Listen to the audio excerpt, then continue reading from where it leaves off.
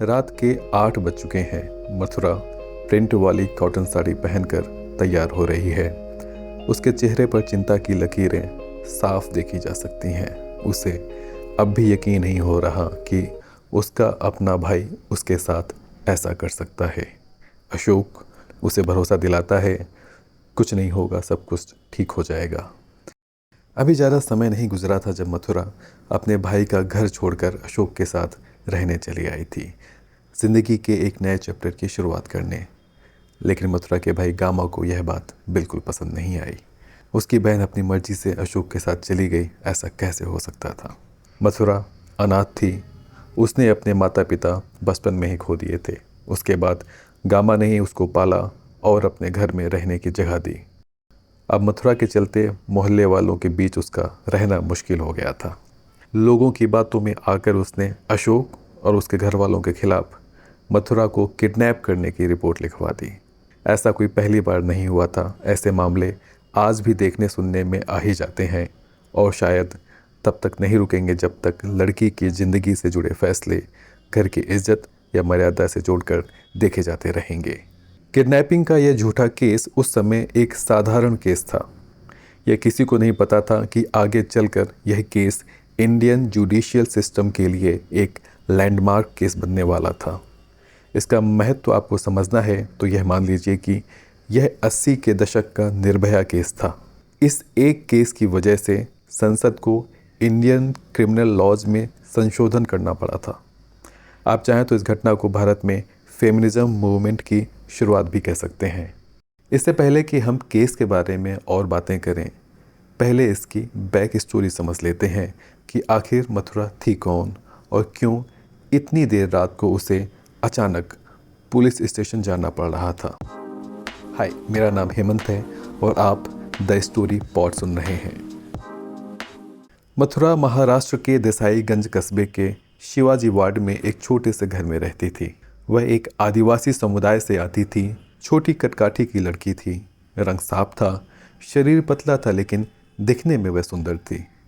जिस घर में वह रहती थी वह कच्चा था। उसमें बस इतनी ही सुविधाएं थीं कि जिंदा रहा जा सके, गर्मी में धूप से बचा जा सके और ठंड में हवा से।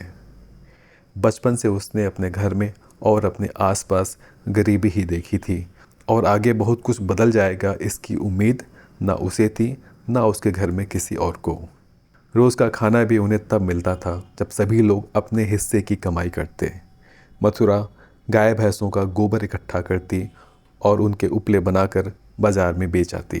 कभी कभी वह नुनसी बाई के यहाँ बर्तन मांजने या उसके घर में कोई काम पड़ा तो उसके लिए चली जाती।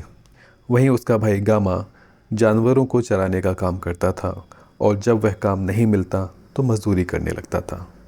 नुनसी बाई के यहाँ उसके भतीजे अशोक का आना जाना लगा रहता था। मथुरा की तरह अशोक भी अनाथ था। काम के नाम पर उसके हिस्से में भी मजदूरी ही आई थी। उम्र में वह मथुरा से बड़ा था, लेकिन दोनों की सामाजिक और निजी जिंदगी लगभग एक जैसी ही थी। इसीलिए वह मथुरा को समझता था। दोनों के बीच बातें होने लगीं। मथुरा को उसका साथ अच्छा लगने लगा। मथुरा यह जानती थी कि उसके भाई के पास इतनी क्षमता नहीं है कि उसका घर बसा सके। यही सोचकर उसने अशोक के साथ रहने का फैसला कर लिया, जो कि उसके आदिवासी समुदाय में कोई नई बात नहीं थी। दोनों ने सोचा था कि जब थोड़ा पैसा जमा कर लेंगे तो सारी रस्मों रिवाज के साथ शादी भी कर लेंगे। लेकिन गांव में दूसरे लोगों को यह बात पसंद नहीं आई। नतीजा, गामा को अक्सर ताने सुनने पड़ते थे। वह कहने को तो बड़ा भाई था, लेकिन मथुरा को कंट्रोल नहीं कर सका। किस किस को जवाब देता। एक दिन गुस्से में आकर उसने अशोक, नुनसी बाई और उसके पति के खिलाफ मथुरा को किडनैप करने की एफआईआर करवा दी। यह एफआईआर 26 मार्च 1972 को हुई। उसी रात हेड कांस्टेबल बाबू राव ने सभी पक्षों को अपने बयान दर्ज करने के लिए थाने में बुलाया। स्टेशन में बाबू राव के अलावा 2 पुलिस वाले और भी थे, हेड कांस्टेबल तुकाराम और कांस्टेबल गणपत। बाबू राव सबके बयान दर्ज करता है। वह अशोक को मथुरा की उम्र साबित करने के लिए कोई कागज़ या सबूत लाने को कहता है। ये सब करते करते रात के करीब 10:30 बज जाते हैं। रात काफ़ी हो चुकी थी। बाबू राव के खाने का टाइम वैसे ही निकल गया था। भूख के मारे उन्होंने जल्दी जल्दी काम समेटा और सबको घर जाने के लिए बोलकर खुद भी वहाँ से निकल गए। जब मथुरा, गामा और बाकी लोग स्टेशन से निकलने लगे तो कांस्टेबल गणपत मथुरा को वहीं रुकने के लिए बोलता है और बाकी सबसे बाहर जाने के लिए कहता है। जैसे ही बाकी लोग दरवाजे से बाहर निकलते हैं, अंदर से दरवाज़ा बंद हो जाता है और कुंडी लगने की आवाज़ आती है। अभी लोग कुछ समझ पाते तब तक पूरे थाने की लाइटें बुझा दी जाती हैं। चारों तरफ अंधेरा पसर जाता है। जो लोग बाहर मथुरा का इंतज़ार कर रहे होते हैं, किसी अनहोनी की आशंका से वे मथुरा मथुरा की आवाज़ें लगाने लगते हैं, लेकिन दूसरी तरफ से कोई आवाज़ नहीं आती भी कहाँ से? मथुरा अब उस कमरे में थी ही नहीं। गणपत उसे खींचता हुआ बिल्डिंग के पिछले हिस्से में बने बाथरूम में ले जाता है। मथुरा को धमकी देता है, अगर उसने मुंह खोला तो अशोक और उसकी पूरी फैमिली को किडनैपिंग के केस में जेल भेज देगा। इससे पहले कि वह अपने आप को संभाल पाती, कुछ कर पाती, गणपत उसका अंडरवियर खोलकर नीचे कर देता है और टार्च की रोशनी से उसके निजी अंगों को देखने लगता है। हवस में अंधा गणपत वहीं मथुरा के साथ बलात्कार करता है। जब इससे भी मन नहीं भरता तो उसे पास में ही बनी छपरी में लेकर जाता है और फिर से उस पर हावी हो जाता है। उस वक्त तुकाराम भी वहाँ मौजूद होता है। गणपत जब अपना काम ख़त्म करके लौटता है तब तुकाराम मथुरा के पास जाता है और उसे सहलाने लगता है। गणपत को बोलता है, लड़की बहुत अच्छी है। अपना पैजामा खोलता है, लेकिन वह इतना नशे में होता है कि लाख कोशिश करने के बाद भी कुछ कर नहीं पाता। अब तक थाने के बाहर शोर शराबा सुनकर काफ़ी भीड़ जमा हो जाती है। लोग स्टेशन को जलाने की धमकी देते हैं, हंगामा करते हैं। जब लगता है कि लोग दरवाज़ा तोड़कर अंदर ही घुस आएंगे, तब गणपत दरवाज़ा खोलकर बाहर आता है और सपाट लहजे में बोलता है, मथुरा तो कब की अपने घर जा चुकी है। तभी बिल्डिंग के पीछे वाले हिस्से से खुद को समेटती हुई गिरते पड़ते जैसे तैसे मथुरा बाहर आती है। लोगों को देखकर उसकी थोड़ी हिम्मत बनती है और उन्हें बताती है कि रात के अंधेरे में उसके साथ क्या क्या हुआ। मथुरा की हालत देखते हुए कुछ लोग उसे डॉक्टर के पास ले जाने को बोलते हैं। रात में उसे लोकल डिस्पेंसरी में ले जाया जाता है, जहां डॉक्टर शंभा राव खुले होते हैं।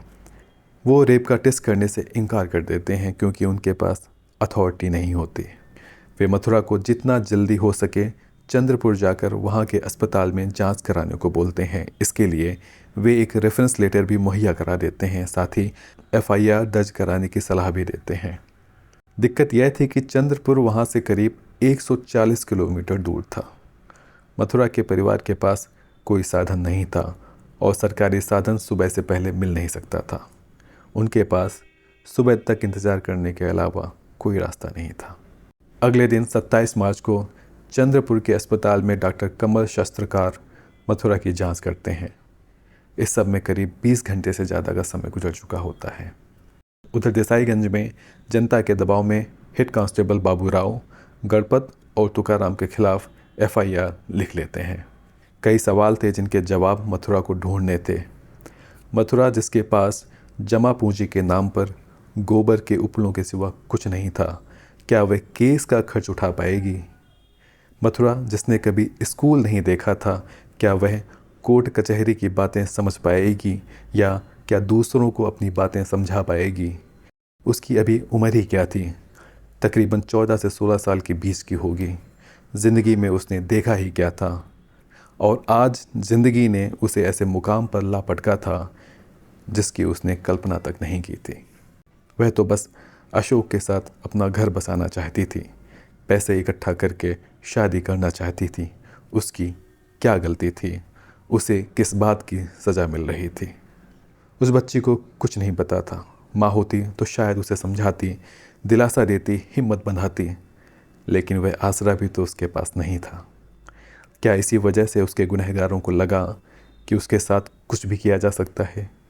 उसके पास किसी बात का जवाब नहीं था। वह यह सब सोचना भी नहीं चाहती थी। उसे अगर कुछ पता था तो बस इतना कि उसके साथ गलत हुआ है और जिन्होंने ये किया है उन्हें सज़ा मिलनी चाहिए। इसके लिए वह किसी भी हद तक जाने को तैयार थी। उसे अपने सच पर भरोसा था, अपने भगवान पर भरोसा था, लेकिन उसे नहीं पता था कि कोर्ट में सच और भगवान नहीं, सबूतों के बिना पर फैसले किए जाते हैं। सबूत के नाम पर मथुरा के पास उसके शब्द थे, आरोपियों के पास अपने शब्द, यानी एक कहानी के दो वर्जन। इसमें क्या सच है क्या नहीं, कितना सच है कितना नहीं, इसका फैसला कोर्ट को करना था। मथुरा के सामने एक चुनौती और थी, बर्डन ऑफ प्रूफ, यानी उसने जो इल्ज़ाम लगाए थे उन्हें साबित करने की जिम्मेदारी भी उसकी ही थी। सच को सामने लाने की उम्मीद के साथ मथुरा न्याय की पहली सीढ़ी सेशन कोर्ट में जाने के लिए खुद को तैयार करने लगती है। सेशन कोर्ट में क्या हुआ? क्या मथुरा को न्याय मिल पाया? क्या वह गणपत और तुकाराम पर लगाए इल्ज़ामों को साबित कर पाई? कोर्ट ने आखिर अपने फैसले में क्या बोला?